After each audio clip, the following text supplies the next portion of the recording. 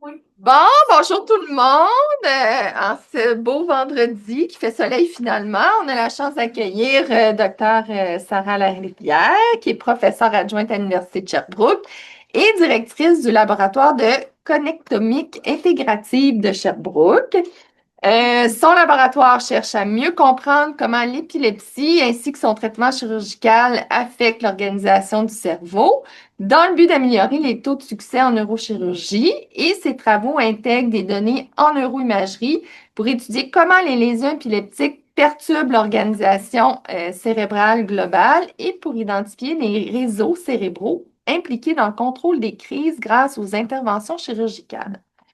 Tes recherches visent à remettre en question les approches traditionnelles centrées sur les lésions et à promouvoir des thérapies basées sur les réseaux dans le traitement de l'épilepsie. Donc, merci beaucoup d'avoir accepté notre invitation aujourd'hui. Merci. Ouais, merci à vous de m'avoir invité et d'avoir su que tu allais lire ça. Donc, là, je t'aurais donné ma présentation. Non, mais je suis vraiment, vraiment heureuse d'être ici aujourd'hui. Je parle pas souvent en français, les talks, les présentations, c'est pas souvent en français que je les fais, donc désolée d'avance pour les anglicismes qui va s'échapper. Puis j'espère que vous allez aussi m'indulger parce qu'en préparant ma présentation hier, je me suis laissée un peu emporter en faisant des parallèles entre l'épilepsie puis mon rongeur préféré, qui est le castor. Puis donc vous allez souvent le voir apparaître dans mes slides. Ne laissez pas vous trop pas distraire parce que je vais aussi surtout parler des travaux de recherche que j'ai faits dans les dernières années durant mon doc, durant mon postdoc. Puis comment est-ce que ceux-ci ont vraiment forgé le programme de recherche que j'ai mis sur pied à l'Université de Sherbrooke. Puis, premier fun fact sur les castors, ils ont les incisives oranges à cause du fer qui se retrouve dans les mailles de leurs dents, qui les rend encore plus forts. Mais on est ici pour parler d'épilepsie, fait que, juste pour qu'on soit tous sur la même page, l'épilepsie, c'est une condition neurologique qui est vraiment répandue, donc c'est la maladie chronique la plus répandue dans le monde. Puis, elle se caractérise par la présence de crises d'épilepsie récurrentes, puis aussi par des troubles psychologiques, sociaux et cognitifs. Puis si on met ça en chiffres, ben, sa prévalence au Québec, c'est d'environ 120 000. Au Canada, on parle d'environ 300 000. Puis si on regarde au monde au complet, c'est un 60 millions. Donc, c'est pas négligeable du tout. Puis, parmi ces 60 millions de personnes qui vivent avec l'épilepsie, il y a un tiers des patients qui vivent avec ce qu'on appelle une épilepsie pharmacorésistante, c'est-à-dire qu'ils ne parviennent pas à arrêter et rester sans crise d'épilepsie, malgré l'essai de deux médicaments anti-épileptiques. Et puisque je vous ai prévenu que cette présentation-là était parsemée de fun facts sur les castors, mais je trouve ça intéressant de dire que si on remonte loin dans le temps, bien avant que les médicaments antiépileptiques soient présents, ben, il y avait un des traitements qui provenait du castor, principalement du castoreum, qui est la substance qui est sécrétée par les glandes anales du castor. Puis, en fait, le mécanisme par lequel ils pensent que ça fonctionnait, c'est que l'ingrédient actif un des ingrédients du castoreum, c'est l'acide salicique, qui est l'ingrédient actif dans les aspirines qu'on retrouve aujourd'hui. Donc, c'était souvent utilisé pour traiter des maux de tête, la fièvre, des crises d'épilepsie. Euh, il nous dit qu'aujourd'hui, ça n'existe plus, ce traitement-là, pour l'épilepsie. Mais il reste encore un 20 millions de personnes qui répondent pas aux médicaments et qui ont besoin d'aide. Donc, c'est quand même une proportion significative. Mais c'est seulement qu'une petite fraction. Donc, on parle ici d'environ 200 000 qui ont accès à une chirurgie de l'épilepsie pour traiter leur épilepsie. Puis lorsque la chirurgie a lieu, elle arrive le plus souvent après un long et difficile parcours. Donc, on parle d'environ en moyenne 20 ans entre la première crise ou le diagnostic de l'épilepsie et la chirurgie. Puis même si on se concentre uniquement sur les personnes atteintes d'épilepsie pharmacosystante, ceux qui veulent et qui peuvent avoir un traitement chirurgical, même si on réunit tous ces éléments ensemble, la chirurgie reste un défi immense pour le patient et les proches, avec un taux de succès qui, à long terme, d'environ 50%. Donc, pas fameux. Puis, tout comme les médicaments antiépileptiques, la chirurgie, c'est pas une nouveauté. En fait, si on remonte une fois encore loin dans le temps, on peut ici trouver un exemple de la trépanation, qui est l'une des premières tentatives de l'humanité pour traiter les troubles neurologiques, en perçant des trous dans le crâne afin de libérer les mauvais esprits ou enlever la pression, soulager la pression qu'on pensait être à l'origine des crises d'épilepsie. Puis si on traduit le texte en latin qui est écrit en haut à gauche, on peut lire la chirurgie doit être faite le plus tôt possible. Donc la question reste, alors pourquoi encore aujourd'hui ça prend en moyenne 20 ans entre la première crise et le traitement chirurgical? Les raisons de ce long délai-là, en fait, sont souvent multifactorielles, puis quand même complexes. Si on met de côté les défis qui sont reliés avec notre système de santé, puis la disponibilité des experts, des spécialistes, ben, on retrouve environ généralement 4 obstacles qui sont associés avec le délai de la chirurgie, notamment la peur ou la stigmatisation de la chirurgie du cerveau. On a aussi les doutes quant à son efficacité, c'est que j'ai mentionné 50% de taux de succès. Il y a aussi le long processus préchirurgical, puis il y a aussi les inquiétudes concernant les impacts négatifs fonctionnels qui sont possibles après l'opération.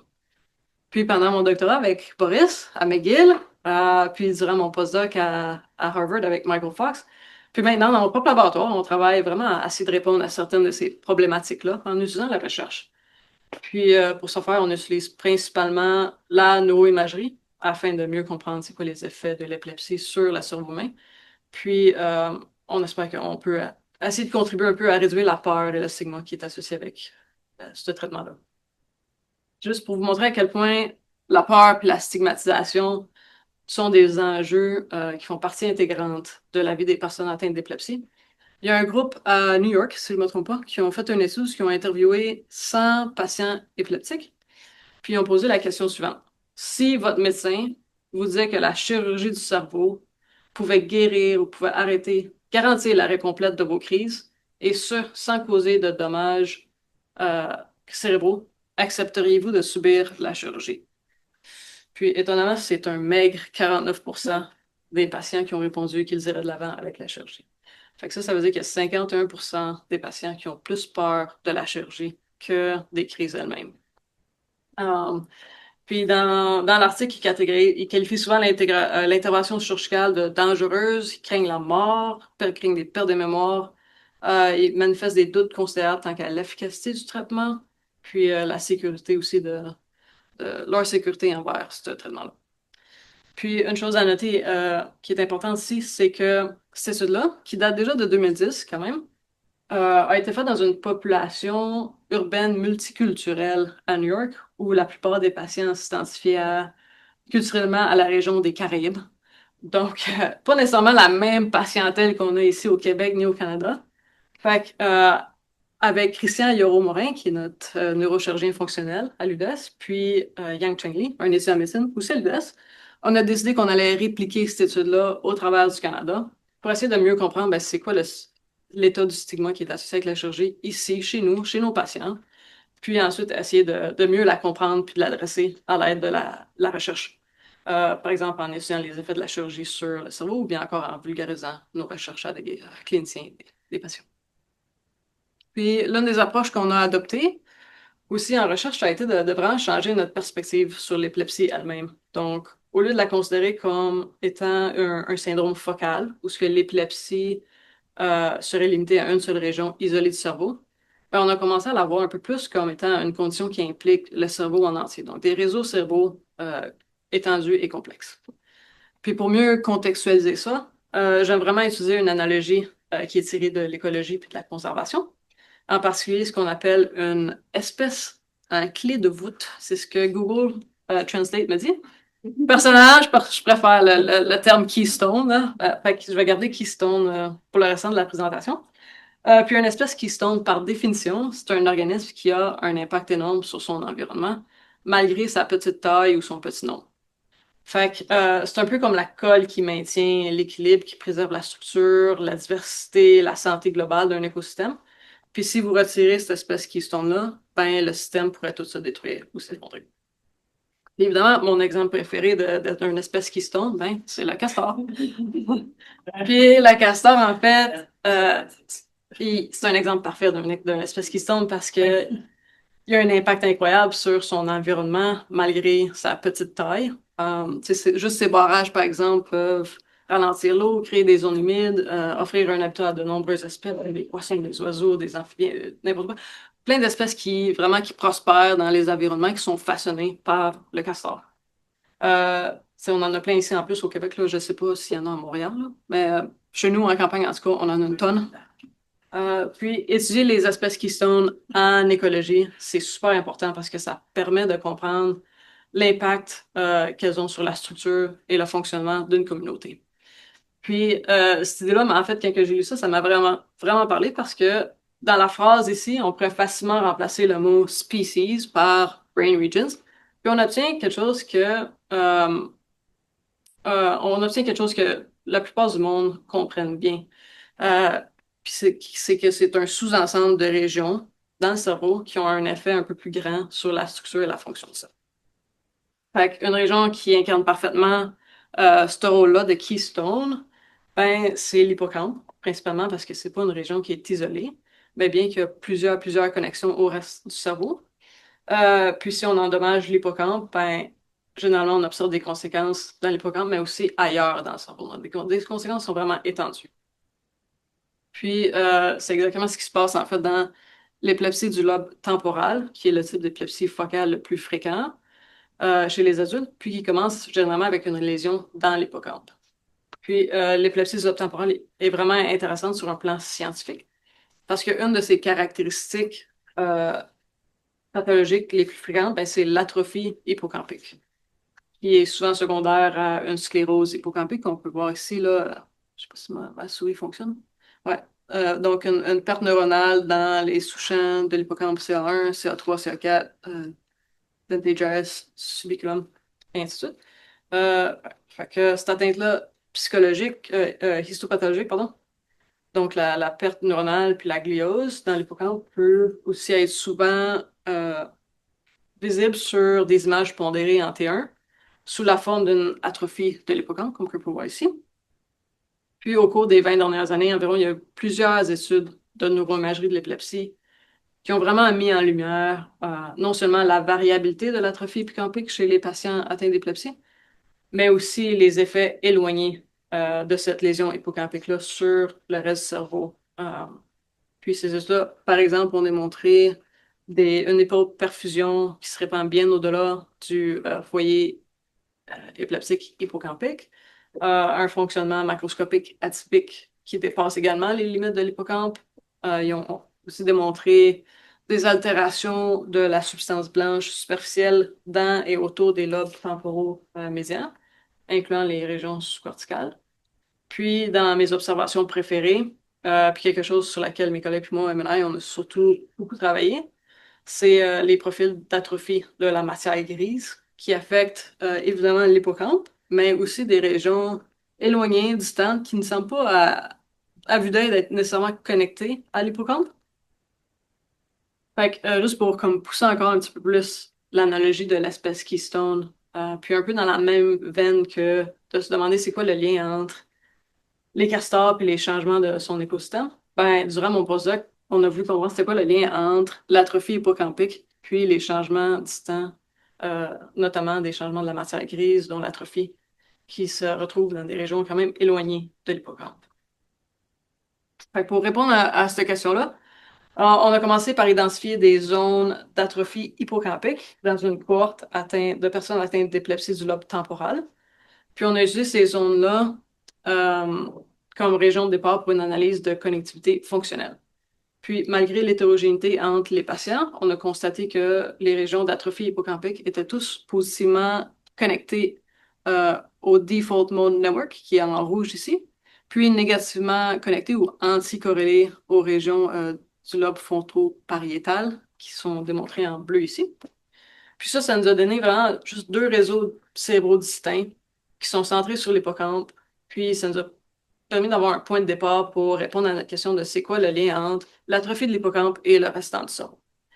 Fait que pour explorer ça, on a donc examiné comment les changements dans la substance blanche superficielle et la matière grise corticale se superposaient sur ces deux réseaux cérébraux-là qu'on vient d'identifier. Puis qu'est-ce qui est particulièrement intéressant ici, c'est que l'atrophie corticale en bleu qu'on voit s'aligne super bien avec le réseau anticorrélé, le réseau négatif qu'on voit en bleu, tandis que les changements de la matière blanche superficielle s'alignent quasiment parfaitement avec le réseau qui est en rouge, donc le Default Mode Network. Mais puisque notre objectif, c'était d'établir un lien entre l'atrophie hippocampique et l'atrophie du cortex, on s'est principalement concentré sur le réseau négatif bleu, qui non seulement se superposait super bien au patron d'atrophie corticale, mais semblait aussi être lié avec des bénéfices thérapeutiques. Fait que pour explorer ça un petit peu plus en profondeur, on s'est tourné vers une cohorte indépendante de 38 patients qui ont été traités par la neurostimulation réactive. Puis la neurostimulation réactive, ou RNS en anglais, je ne sais pas si c'est plus familier avec ça, c'est un dispositif implanté dans le cerveau qui est conçu pour détecter et répondre aux crises d'épilepsie, à l'activité épileptogénique du cerveau, en stimulant, par exemple, ici, l'hippocampe. Puis comme vous pouvez le voir, ben, il existe encore une fois une variabilité entre les patients, non seulement en termes de réduction des crises après l'implantation, comme qu'on peut voir à droite ici, mais aussi dans la localisation des électrodes, comme qu'on peut voir en bas ici, en bas ici à gauche, où ce que les électrodes sont implantées un petit peu partout dans l'hippocampe. Puis en utilisant la localisation de ces électrodes-là, on a pu non seulement explorer quelles régions du cerveau étaient connectées à ces sites de contact-là, mais aussi examiner comment ces connexions-là étaient liées à l'amélioration des crises après l'implantation. Donc, en faisant ça, on a obtenu ce qu'on appelle un réseau RNS, un réseau de réponse RNS. Puis dans ce réseau-là, on peut voir que les zones entourées en blanc, donc le, l'insula bilatérale, puis le SMA gauche, on peut voir que la connectivité fonctionnelle de ces électrodes-là était positivement corrélée avec l'amélioration des crises après l'implantation. Puis, qu'est-ce qui est particulièrement intéressant, c'est que ces clusters-là qui étaient significatifs sont presque parfaitement alignés avec notre réseau euh, cérébral bleu qui était anticorrélé avec l'hippocampe. Euh, Maintenant, la neurostimulation réactive, c'est pas nécessairement le traitement de premier choix en épilepsie, surtout pas ici au Canada parce que c'est une technologie qu'on n'a pas. Mais pour les autres patients qui veulent avoir une opération, l'alternative est généralement la chirurgie résective, où qu'on enlève carrément euh, la région du cerveau qu'on pense être responsable pour générer les crises d'épilepsie. Fait que ça nous amène encore une fois à notre analogie des castors. Puis l'un des meilleurs moyens de comprendre c'est quoi l'impact des castors dans son environnement, ben, c'est tout simplement de l'enlever, puis de voir comment est-ce que l'environnement, comment est-ce que l'écosystème change. Puis comme l'épilepsie du lobe temporal peut être souvent traitée par chirurgie résective, où ce qu'on enlève carrément une région du cerveau, ben, ça nous offre une occasion de recherche un peu similaire, puis quand même unique. Puis ce que je veux dire par là, c'est que euh, en retirant la région responsable des crises d'épilepsie, on peut observer comment est-ce que le reste du cerveau change en réponse à cette chirurgie-là. Fait que, les questions qu'on s'est donc posées ensuite pour un projet suivant, c'était que devient l'atrophie corticale lorsque l'hippocampe est chirurgicalement resséqué?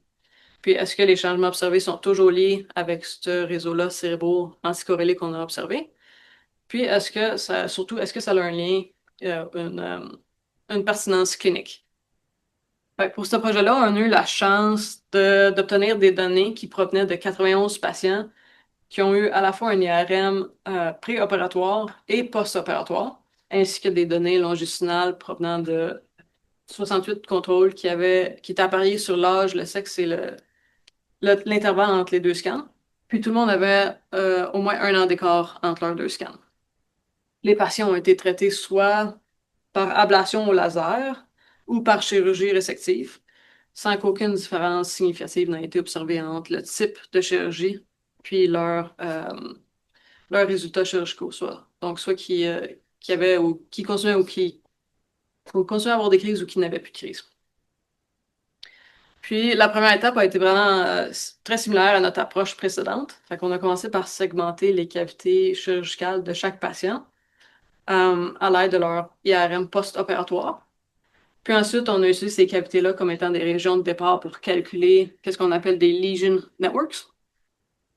Puis ces réseaux-là vraiment représentent les régions qui sont connectées ou anticorrélées avec le site de la chirurgie. Puis encore une fois, malgré l'hétérogénéité dans le type de résection, la localisation l'étendue, l'extent de la chirurgie. Euh, on a pu voir que la plupart des patients avaient un site de chirurgie qui était positivement corrélé avec le Default Mode Network en rouge, encore une fois, puis anticorrélé, encore une fois, avec le réseau en bleu, donc les régions fronto-pariétales. Puis on a ensuite examiné les changements longitudinaux de l'épaisseur corticale avant et après la chirurgie. Puis on a constaté que les patients qui sont atteints d'épilepsie du lobe temporal présentaient un amincissement cortical plus marqué, surtout proche du site de chirurgie, qui était pas nécessairement très surprenant, mais aussi un épaississement cortical quand même marqué dans les lobes frontaux pariétal bilatéral.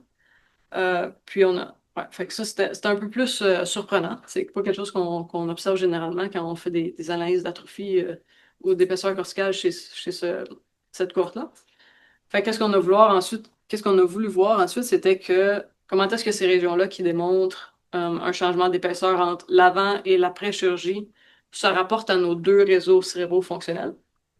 Fait que pour répondre à ça, on a simplement superposé encore une fois nos clusters significatifs sur chacun des réseaux. Puis, ce qu'on observe en fait, c'est que les zones d'amincissement qui sont proches du site de chirurgie tombaient parfaitement dans le réseau, le Default Mode Network, donc le réseau en rouge, tandis que les régions d'épaississement après la chirurgie tombaient super bien aussi dans le réseau anticorrélé, le réseau anticorrélé au site de la chirurgie, donc le réseau qui est en bleu ici.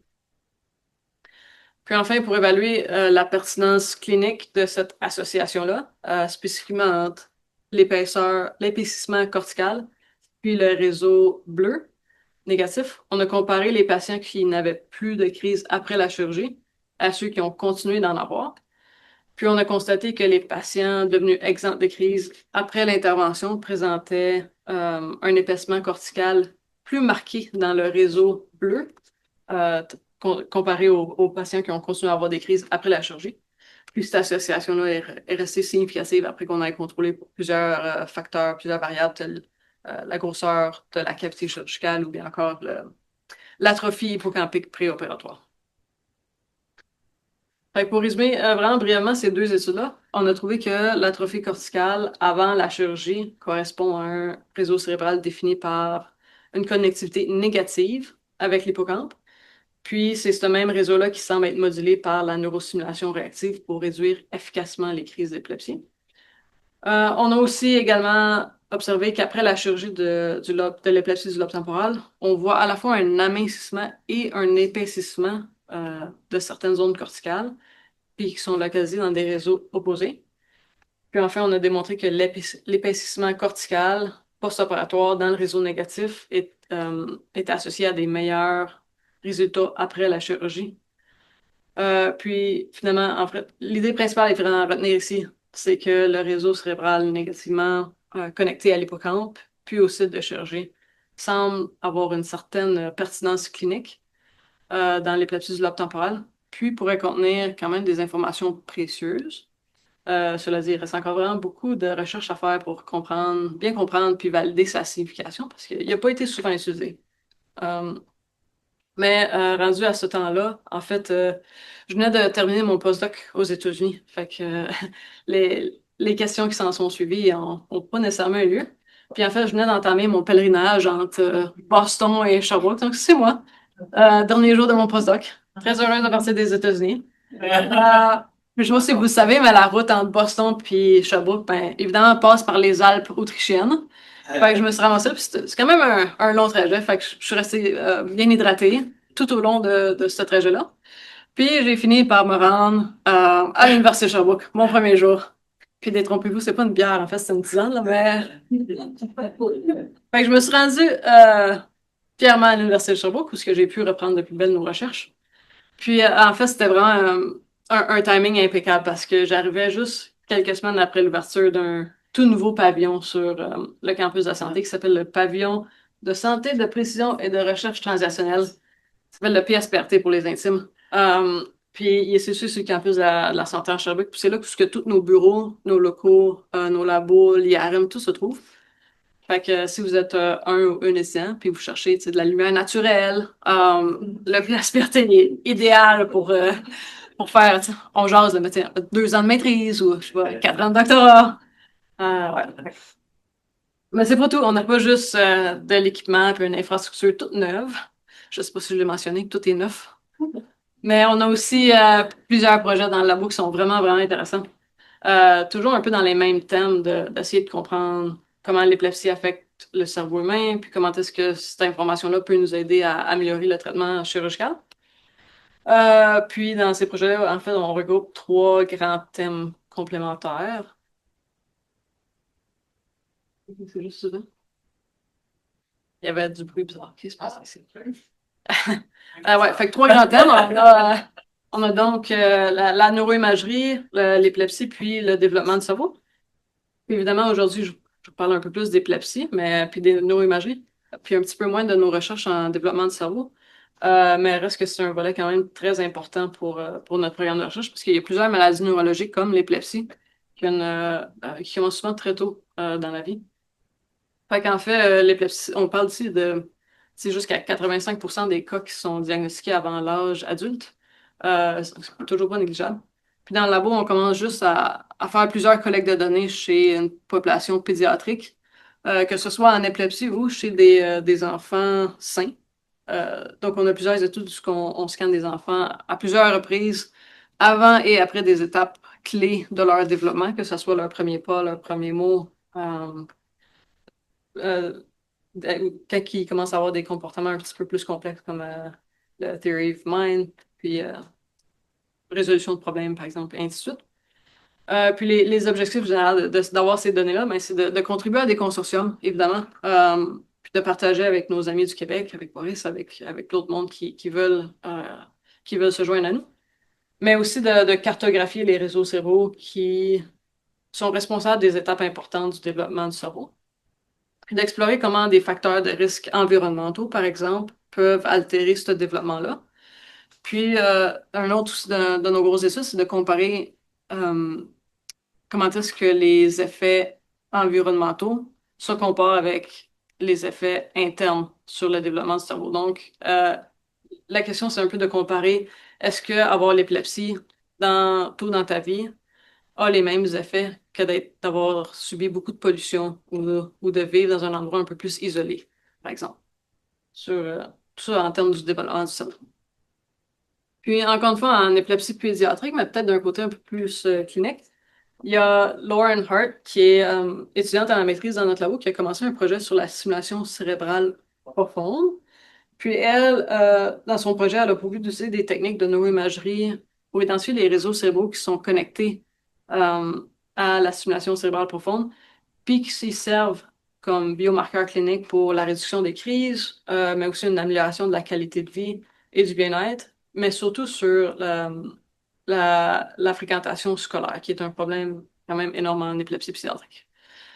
Puis, notre hypothèse ici, en fait, c'est qu'on veut tester l'efficacité. On pense que l'efficacité de la neuromodulation dépend non seulement du placement des électrodes dans les régions sous-corticales, mais aussi des réseaux cérébraux desquels ces électrodes-là modulent. Donc, avec ce projet, on veut aussi avoir une idée de quels réseaux cérébraux on doit cibler pour avoir une efficacité maximale. Puis, on veut aussi générer des données pour un essai clinique euh, où ce qu'on serait capable d'anticiper les réseaux à cibler avant même que le patient soit implanté. Donc, pour essayer de réduire un peu des mois et des mois d'essais-erreurs de programmation du simulateur, pour essayer d'avoir la configuration exacte pour ces patients-là.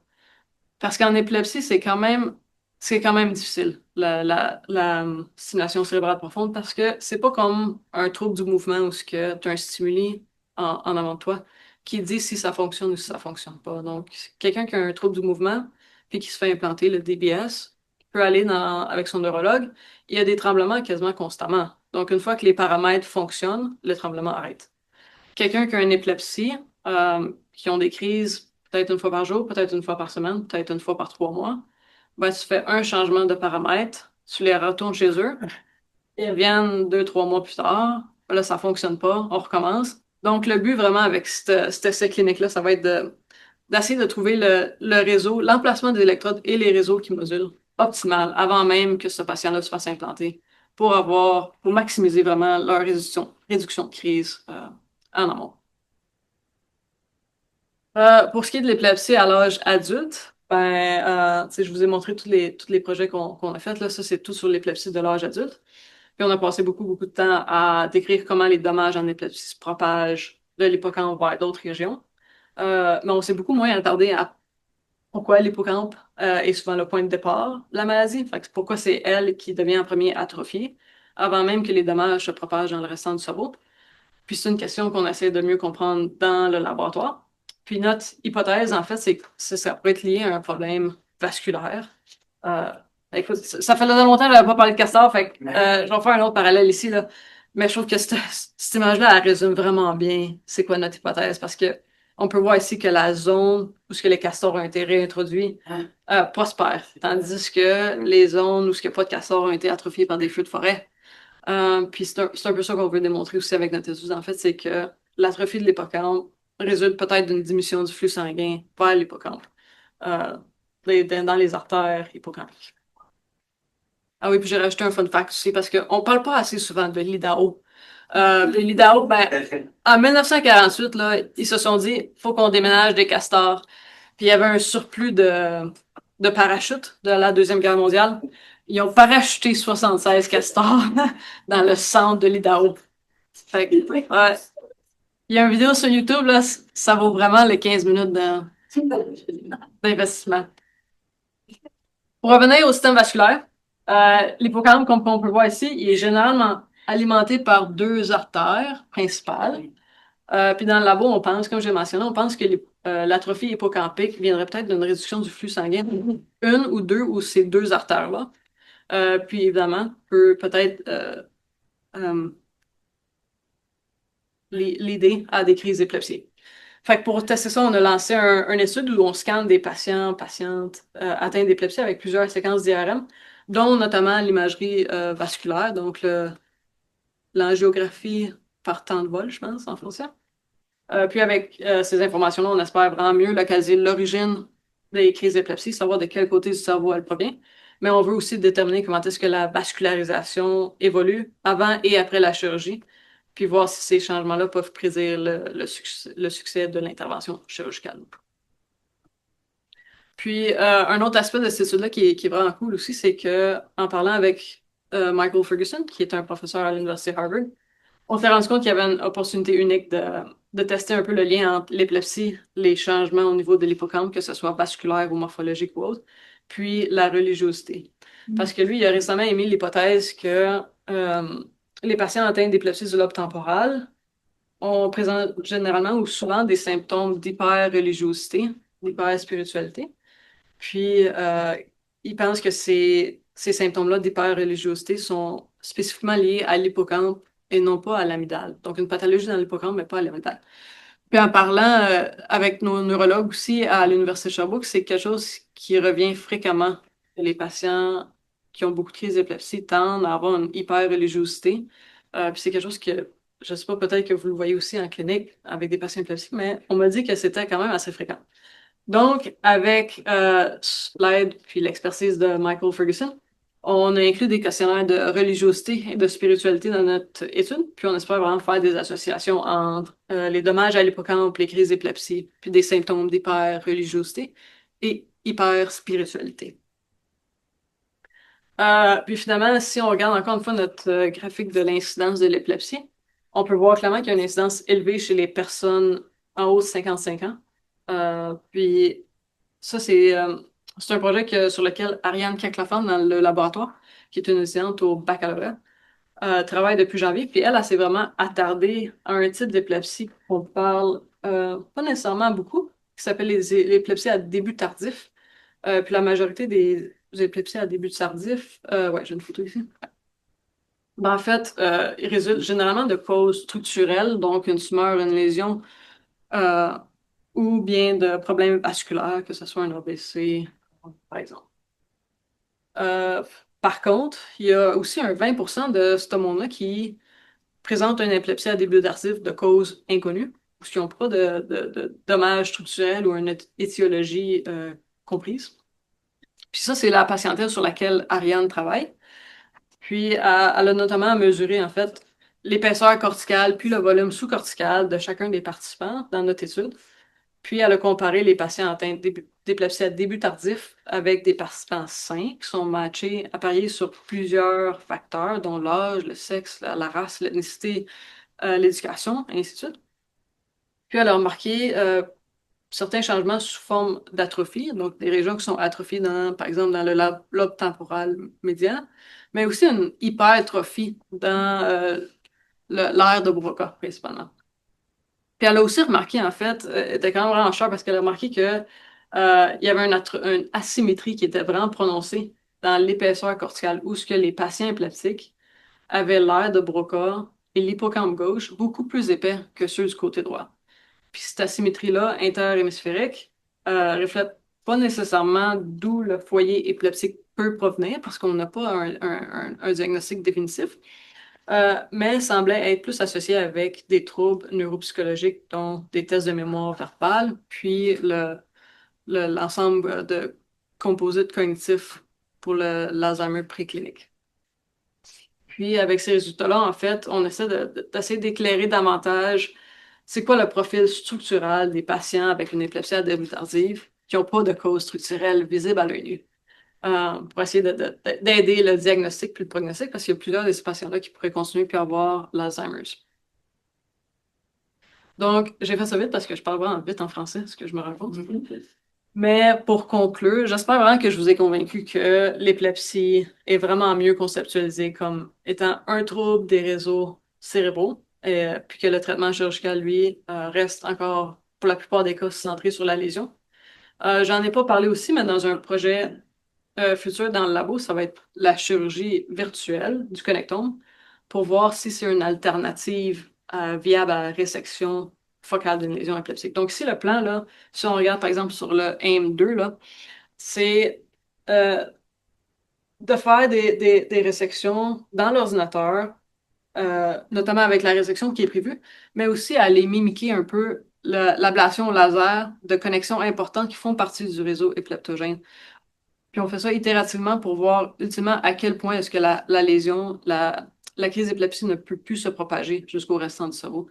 Puis essayer d'avoir une approche chirurgicale qui cible les réseaux cérébraux au-delà de la lésion épileptogène qui est affectée.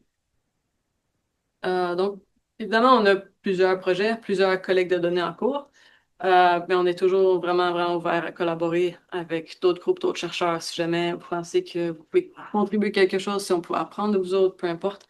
Puis il y a également aussi une à deux places disponibles dans le labo pour une maîtrise ou un doctorat qui est dans des beaux locaux, bien aérés, des plantes. Ouais, c'est vraiment beau. Honnêtement, là, Des castors. ça. Puis évidemment, il n'y a rien de ça qui serait possible sans. Il y a vraiment beaucoup de monde à remercier, là, mais j'ai une équipe incroyable à l'Université de Sherbrooke qui m'entoure vraiment, vraiment bien. Puis on est vraiment le fun, honnêtement. En plus d'avoir comme une infrastructure nouvelle, là, on est drôle, puis on est le fun. Puis évidemment, il y a aussi beaucoup, beaucoup de monde qui m'ont aidé au courant des dernières années. Boris, spécialement.